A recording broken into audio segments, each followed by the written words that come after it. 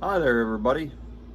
I'm up here at the cabin, tinkering around a little bit today on it, and I figured I'd give you guys a walk through the inside of it and see what we've done as of so far. So come on in, I'll show you. Well, check out that door. I love the door on the cabin. That came from an antique shop. Had about 40 layers of paint on it that I had to strip off of it, but I really like that door. All right, so here's a little inside view of the cabin, where it is to date. There's a whole lot I could be sharing, I suppose, about this cabin. You guys seem to enjoy the little slideshow I put together. This is the bathroom. There'll be it's kind of got a bunch of junk in there right now. Just a barn door. There'll be a shower stall there, vanity, toilet. Don't mind my junk.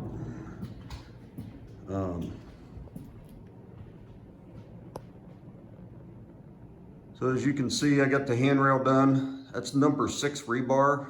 Number 6, the rebar is measured in eighths. So 6/8, 3/4 of an inch rebar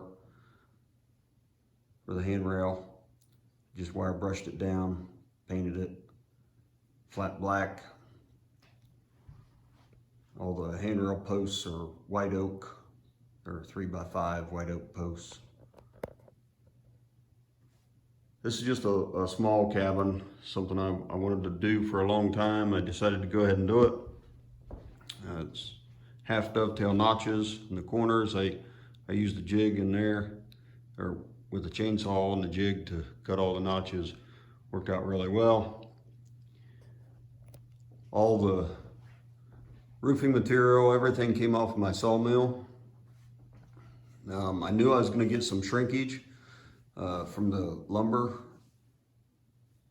as it dried, so those were actually put together tight when it was built. They were tight, and there's probably 3/8 of an inch to a half-inch gap in places between them boards, and they're big wide boards.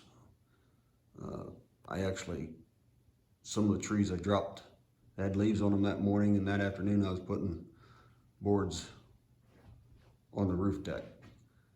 But I put the roof deck down, they were all tight, put a felt paper on top of that, knowing that the boards would shrink, and that black tar paper leaves it kind of shadowed in that crack, so you're not looking at the insulation that's on the roof between the tar paper and the metal.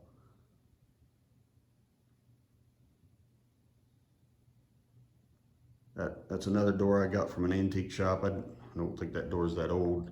I don't have the door seal and jamb and stuff. Not the jamb, but the door seal and everything around it, so I just have the cracks taped up. This is not an off-the-grid cabin. I have central air, heat. Originally when I built the cabin, started building the cabin, I didn't even think I was gonna have running water. Just something I was doing for fun, and then the family's like, well, you need to have running water, and I like the idea of the off-the-grid stuff, but I sure do enjoy my conveniences of being on the grid. This will be a kitchen area. Along this wall here, there'll be a kitchen sink, and it's 8 foot. No, 9 foot across there, sorry.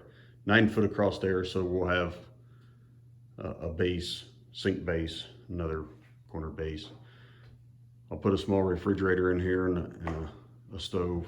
Don't mind all my junk. It's still under construction, so we'll walk upstairs and I'll let you check out the upstairs. So here's the loft area.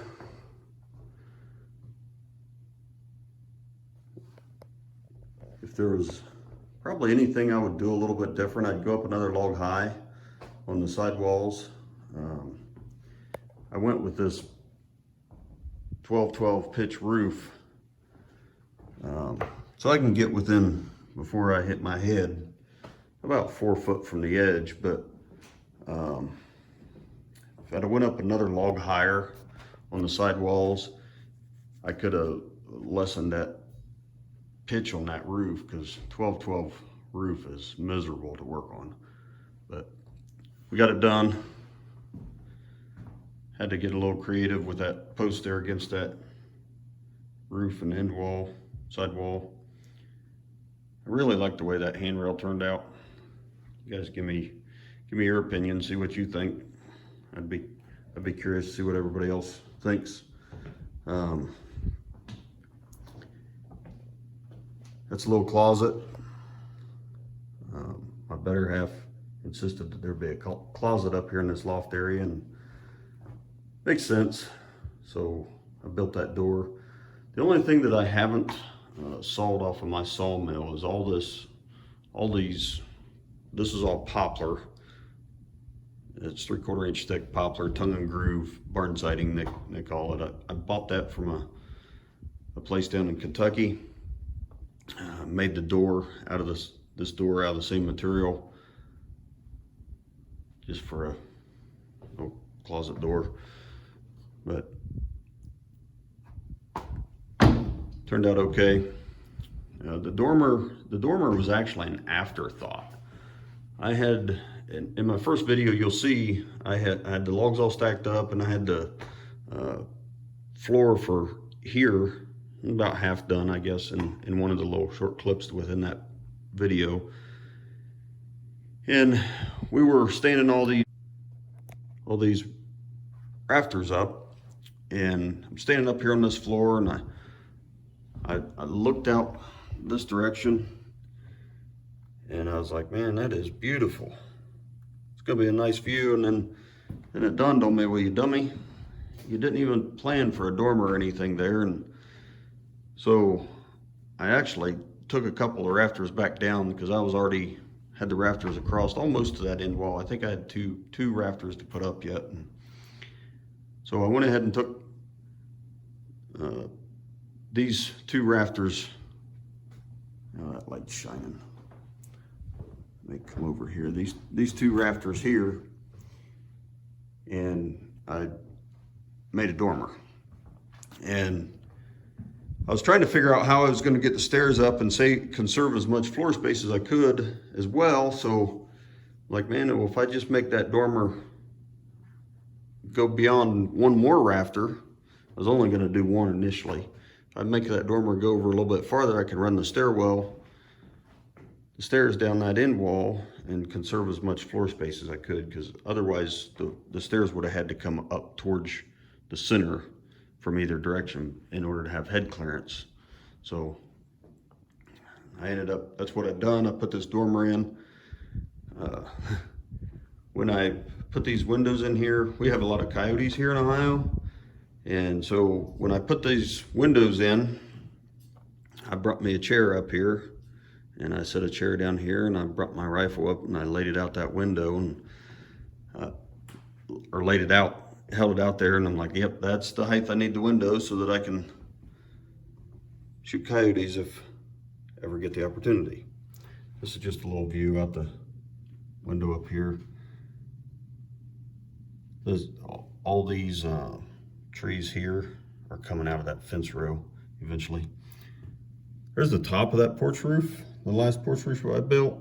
I went with a standing seam metal on the cabin. I just think that it's more authentic, closer to what it would have been in this style of cabin years ago. So that's what I went with. I'll take you outside and show you a couple things outside as well.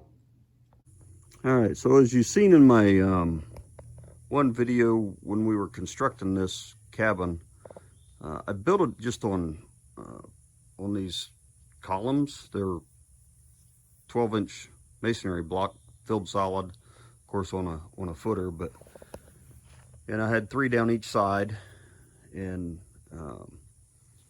There's a beam underneath supporting the floor underneath, halfway across, but since I wasn't originally planning on putting plumbing or anything in this cabin, I just decided to build it on those columns, and part of that was cost. I mean, obviously it's a lot cheaper than putting in a basement or block foundation. But so once I decided, well, this thing's going to go a little bit farther than what I originally planned,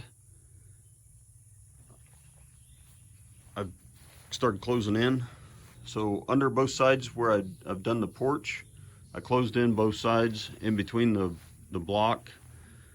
So I basically laid block up in between the columns. It's not structural, but I had to dig a footing across for them to set on, and laid block in there, and then I faced it with just mortar.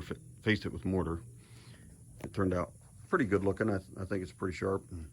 So I still got to do that on the two ends of the cabin. I'm waiting. I'm not doing that intentionally right now because it's so much easier to get under there and do the plumbing if I got open ends and a lot more light and stuff in there. But that really did seal it up a bunch, that getting those two sides done. When I get the other two ends done, that'll make a huge difference in the way this thing heats and cools. It actually heats and cools really easy right now. It's not bad at all. I put this, they call it a packaged unit. It's basically just a rooftop unit so the furnace and the central air is all made in one unit there. And then of course I had to build and install all the duct work up underneath of there. So just something else to add time to my build. But it sure is nice in there on these hot, humid days to go in now and work on it. So there's a little look at the cabin. This is the latest porch that I built. This beam here, that's an 8 by 10 inch beam. These are 8 by 8 posts.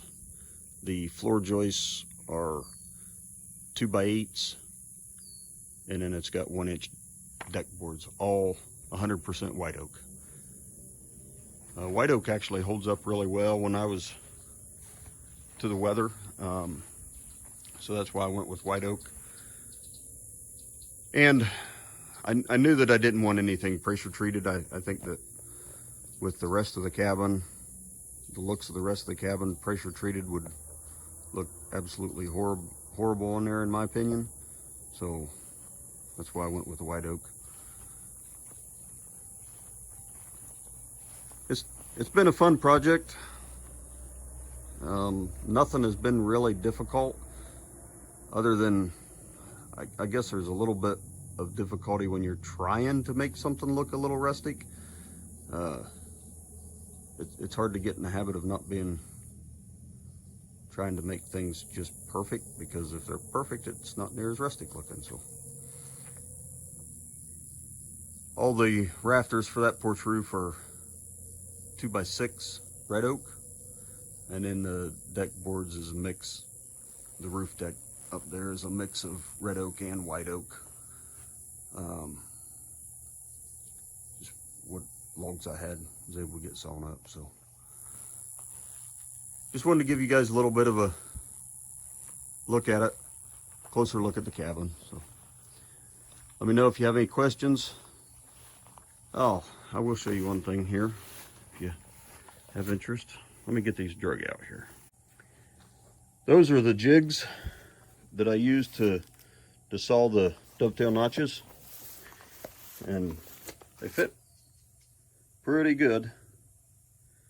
When I got done stacking all the logs, I strung line it from that top corner diagonally both directions. Believe it or not, it was within 1/8 of an inch of being perfectly level all 4 directions. So them jigs sure done a nice job. So there's a little look at the cabin. I appreciate y'all watching. Hit like, subscribe if you enjoy these videos. I'll continue to make some. If you have any questions or comments about the cabin, things that you think I ought to do, go ahead and let me know. I appreciate you guys' feedback. Take care.